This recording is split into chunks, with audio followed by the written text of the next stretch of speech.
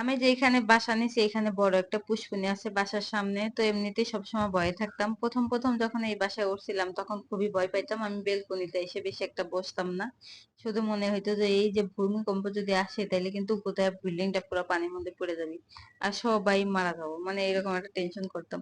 তো এমনি কিন্তু ভয় থাকি, তারপরে ঝড় সাপুট হইলে বেশি ভয় লাগে। তো আজকে রান্না করতেছিলাম, দরজাটা এমন জোরে বাড়ি খাইছে, এই জায়গা পুষ্কনে হওয়াতে প্রচন্ড বাতাস আসে বাসায় সব সময়, মানে ফ্যানের কোনো প্রয়োজনই হয় না। তারপরে আর কি বাতাসের ভয়ে দরজা জানলা বন্ধ করে পরে বাসার মধ্যে আবার ফ্যান ছেড়ে ঘুমাইতে হয়। এই একটা অবস্থা, মানে বেশি বাতাসে সমস্যা হয়। তো এই যে পরে রান্না করতেছিলাম, এখন দেখতেছি যে এই তো জোরে একটা বাড়ি খাইলো, দরজা বাড়ি খায় চকারটা একবারে ভেঙে পড়ে গেল। এখন দেখতেছি উই পোয়া এমন করে খাইছে, ওর জীবনের কিছুই থই নেই কাঠের।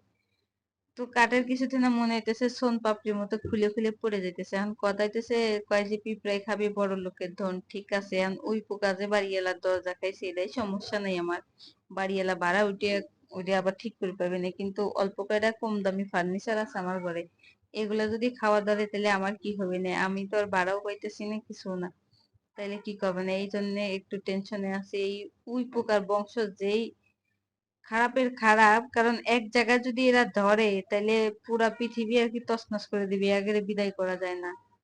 তো যাই হোক, এই কাজ করতে আজকে অনেক সময় লাগছে।